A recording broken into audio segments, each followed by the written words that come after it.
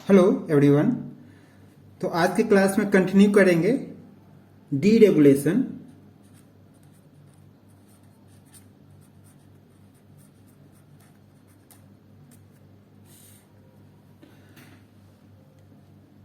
Deregulation में हमने previous class में देखा था कि जब रेगुलेटेड बॉडी यहाँ पे थोड़ा सा मॉडिफाई हो, थोड़ा सा लिबरलाइज हो जाए तो उसको डीरेगुलेशन बोल सकते हैं। कंप्लीटली यहाँ पे फ्रीडम नहीं दिया जाता है प्राइवेट सेक्टर को, पर बहुत सा चीजों में लिबरलाइज कर दिया जाता है, यानी कि उसको आसानी से बिजनेस में इंटर करने का मौका दिया जाता है।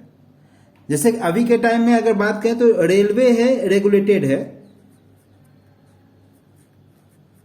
रेलवे रेगुलेटेड है बाय गवर्नमेंट। इंडियन रेलवे, इसका अलग मिनिस्ट्री है, ये इसको कंट्रोल करता है। ओके, कोल है, ये भी रेगुलेटेड है, ये बड़े एक कॉन्ट्रैक्ट बेसिस पर दिया जाता है ना। ये भी सरकार के अंदर में है, लेकिन ये कॉन्ट्रैक्ट बेसिस पर इसको दिया जाता है through contract to private player. पर इसमें कुछ ना कुछ रेगुलेशंस रहता है, सरकार के गाइडलाइंस होंगे, उसको यहाँ पे फॉलो करना है। ओके, जैसे कि कम्युनिकेशन के सेक्टर में बीएसएनएल है, तो बीएसएनएल अर्लियर अकेला एक प्लेयर था जो यहाँ पे कम्युनिकेशन प्रोवाइड करता था, बीएसएनएल और एमटीएनएल। उस टाइम में जो यहाँ पे गवर्नमेंट बॉडी जैसे चाहता था वही सुविधा हमें मिलता था। पर अगर सुविधा को इंक्रीज करना है और कंपटीशन को इंक्रीज करना है तो इसमें प्राइवेट प्लेयर आए, और प्राइवेट प्लेयर आने से यहाँ पे प्राइवेट प्लेयर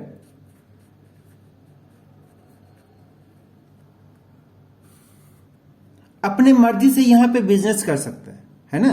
जैसे कि एयरटेल है, वोडाफोन आइडिया, जियो, इस फॉर्मेट में। तो कोई भी अपना मर्जी से यहाँ पे प्लान टैरिफ ला सकता है, पर कुछ न कुछ पार्ट में यहाँ पे रेगुलेटेड है। अभी भी कुछ पार्ट में रेगुलेटेड है, जैसे जिसको रेगुलेट करता है उसका है ट्राई, कि यहाँ पे कोई चीज ऐसे कस्टमर को ज्यादा अट्रैक्ट करने के लिए ज्यादा मतलब प्रलोभन नहीं दिया जाए, या कुछ अनफेयर मीन्स नहीं, किसी का बैलेंस ज्यादा नहीं काट दिया जाए, तो उसके लिए यहाँ पे ट्राई है जो रेगुलेट करता है ना। पर यहाँ पे क्या आ जाएगा, डीरेगुलेटेड सिस्टम। कंप्लीटली यहाँ पे रेगुलेशन हटा नहीं है, पर अभी भी है कुछ रेगुलेशन, पर इसको हम कह सकते हैं डीरेगुलेटेड सिस्टम यानी कि रीस्ट्रक्चर्ड सिस्टम। उसके अलावा रीस्ट्रक्चर से क्या और समझ सकते हैं, जैसे restructure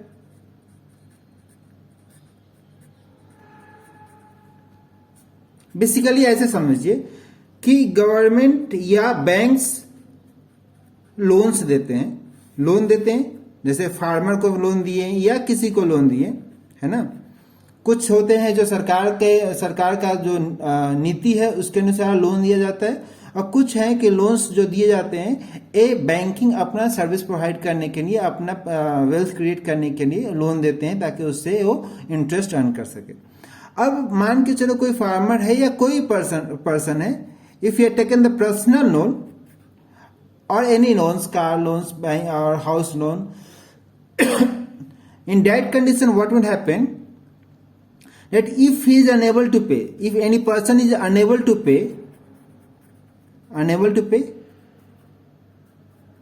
in that case it will become NPA, non performing asset. So you can't fight with all the people and try to snatch from their householding thing. Okay, in that case what we do, we restructure the loan. हम क्या करते हैं, अगर loan है, मान के चलो कि 1 लाख का लोन है एग्जाम्पल के लिए, और उस पे 40,000 का मान लेते हैं कि इंटरेस्ट हो गया। अब बैंक को पता है कि यहाँ पे टोटल अमाउंट हो गया 1,40,000। अगर इस पर दबाव डाले तो एक कुछ भी नहीं देगा, है ना। जब कुछ नहीं देगा तो जीरो है, नॉन परफॉर्मिंग एसेट। तो बैंक क्या करता है, कुछ सुविधा से क्या करता है कि यहाँ पे कोशिश करता है कि 40,000 को रीस्ट्रक्चर करके हम 35,000 या 20,000 या 10,000 या जीरो भी कर दे इसको, और बोले कि सिर्फ और सिर्फ यहाँ पे प्रिंसिपल अमाउंट आप दे दें। कुछ कंडीशन में ऐसा भी होता है कि प्रिंसिपल अमाउंट से भी कम में लिया जाता है, तो इसको बोलते हैं restructuring of loan. Similar way में पावर सिस्टम को भी हम रीस्ट्रक्चर करते हैं। ओके, ताकि यहाँ पे प्रॉफिट हो, मार्केट प्लेयर सभी यहाँ पे कंप्लीट कर सके और जो रूल्स एंड रेगुलेशन है उसको आसान बना सके। इसका जरूरत क्यों पड़ा? तो नॉर्मली अगर बात करें कि जो टैरिफ है जिसका बिजली बिल हम देते हैं, okay, electricity bill, this depend upon amount of power used, power into hour, मतलब amount of energy used, kilowatt hour. Kilowatt के hour what is 1 kilowatt if use for 1 hour then that is 1 unit, 1 unit उसके अनुसार हम bill देते हैं। पर bill जो आता है सिर्फ यहाँ पे अमाउंट ऑफ कंजम्पशन पे नहीं होता है, इस पर इसका लिए और कुछ फैक्टर्स है जो यहाँ पे डिपेंड करता है। जैसे कि ये फैक्टर मान लेते हैं ए जो होता है या इस ढंग से माने ऐसे कि अगर पहले तो किलोवाट आवर जितने यूनिट आपने यूज किया है इनटू यहाँ पे रुपीज मान के चलो आपने 10 यूनिट यूज किया है और यहाँ पे 8 रुपए पर यूनिट है, तो आपको इसको मल्टीप्लाई करना है रुपीज ए पर यूनिट। ठीक है, मान के चलो आपने 10 यूनिट या अगर मान के चलो 50 यूनिट यूज किया और अगर कॉस्ट है ₹8 या ₹7 पर यूनिट, तो बिल आपको कितना आएगा 350 रुपीज का। ओके, पर अकेला इसका बिल नहीं आता है, इसमें और भी कुछ बिल है। जैसे कि यहां पे बिल जो है ये डिपेंड करेगा कि कितना आपका, सेकेंड जो फैक्टर है ये डिपेंड करेगा कितने मैक्सिमम पावर आपके घर में यहां पे लगा हुआ है, किलोवाट आवर इनटू यहां पे बी आ जाएगा। मतलब टोटल लोडिंग जितना आपका लोड है, मैक्सिमम लोड जो पूरा मतलब इंस्टॉल लोडिंग, मतलब इसमें बोल सकते हैं कि इंस्टॉल लोड, जैसे कि आपके घर में अगर 10 पंखा है, बल्ब है, 10 बल्ब है, गीजर है, एसी है, फ्रिज है, टीवी है, सब कुछ है, तो सबको यहाँ पे काउंट करके और उसको उसको मल्टीप्लाई करेंगे, कुछ यहाँ पे रुपीज रहेगा। ठीक है, तो उससे हम मल्टीप्लाई करके कि कितने यहाँ पे किलोवाट आप इंस्टॉल किए हुए हैं इनटू समथिंग रुपीज बी, तो उसके अनुसार हम निकाल सकते हैं रुपीज बी मतलब इतना रुपीज पर किलोवाट। मान लेते हैं कि यहाँ पे आपका इंस्टॉलेशन जो है इस ढंग से है कि 5 किलोवाट के लिए, तो हो सकता है 5 किलोवाट इनटू यहाँ पे हो सकता है 10 रुपीज पर किलोवाट, तो आपको अलग से 50 रुपया आपको देना पड़ेगा हर महीने, मतलब 350 प्लस 50। ओके, प्लस इसमें भी कुछ और जो फैक्टर होते हैं जो कांस्टेंट फैक्टर है। कांस्टेंट फैक्टर हो सकता है कि अलग से आपको 30 रुपया और एक्स्ट्रा आपको देना पड़े या 20 रुपया एक्स्ट्रा देना पड़े हर महीने। तो ये क्यों होता है? जो भी यहाँ पे पावर प्लांट है ये यहाँ पे, या पावर प्लांट से ट्रांसमिशन से डिस्ट्रीब्यूशन, उसमें कहीं ना कहीं यहाँ पे लेबर कॉस्ट है। ओके, लेबर कॉस्ट है, या फिर अगर कोई फाइन है जैसे कि लो पावर फैक्टर कंजम्पशन का, लो पावर फैक्टर आप यूज कर रहे हैं तो कहीं ना कहीं रिएक्टिव पावर का आप यूटिलाइज नहीं कर रहे हैं, उसका बिल नहीं दे रहे हैं, तो लोग उसके लिए अलग से कुछ आप पर चार्ज कर सकता है। ऐसे हाउस होल्ड में चार्ज नहीं करता है, इंडस्ट्री में चार्ज करता है। तो low power factor consumption plus कुछ इंटरेस्ट होगा। अगर इसने बैंक से लोन लिया हुआ है इंस्टॉलेशन के लिए, तो यहाँ पे इंटरेस्ट रेट यहाँ पे देना पड़ेगा। तो वो अपने पॉकेट से तो देगा नहीं, कहीं ना कहीं बिजनेस आपसे कर रहा है तो अपने लॉस में तो देगा नहीं, कहीं ना कहीं आपसे पैसा लेगा। तो इसकी वजह से, या जो मान के चलो कि डिप्रेसिएशन है, डिप्रेसिएशन ये क्या होता है कि मान लीजिए कि कोई इंडस्ट्री या डिस्ट्रीब्यूशन के लिए 100 करोड़ रुपया का इन्वेस्टमेंट किया। अब इसका लाइफ मान लेते हैं कि यहाँ पे 100 साल है, 100 ईयर्स एग्जाम्पल के लिए मान लेते हैं। बिल्डिंग है, इसके लिए मशीन का इतना लाइफ होता भी नहीं है, पर बिल्डिंग्स का हम इतना मान लेते हैं। ओके, तो उस कंडीशन में क्या होगा यहाँ पे कि हर साल हम ये कर सकते हैं कि हर साल 1 करोड़ रुपया यहाँ पे मेरा घट रहा है 100 करोड़ का। अगले साल हो जाएगा 99 करोड़, अगले साल 98 करोड़।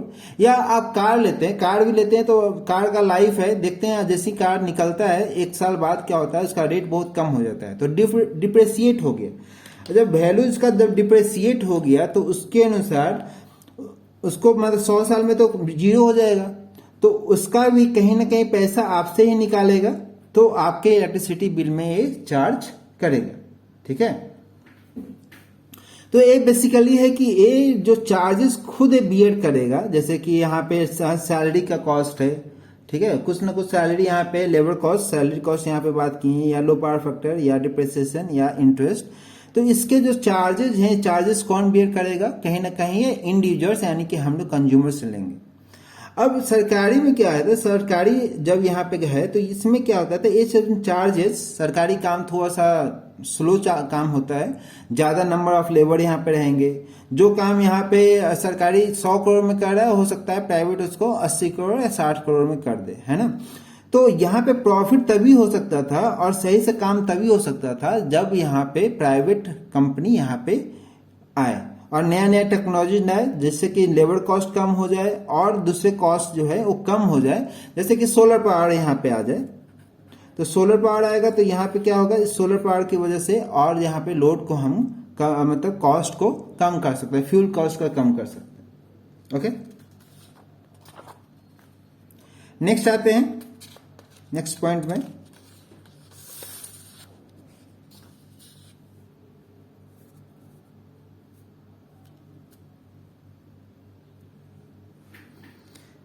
कि इसको हम कैसे डीरेगुलेट कर सकते हैं। तो हम क्या करेंगे कि डीरेगुलेशन के लिए अगर इंडिया में फंडिंग आ रहा है, किसी कंपनी से अगर फंडिंग यहाँ पे आ रहा है तो सही है कि इंडिया का फंडिंग से हम इसको यूज करें, और अगर इंडिया से फंडिंग नहीं है तो बाहर के कंपनीज को हम इनवाइट करेंगे कि आइए, इनवाइट आउटसाइड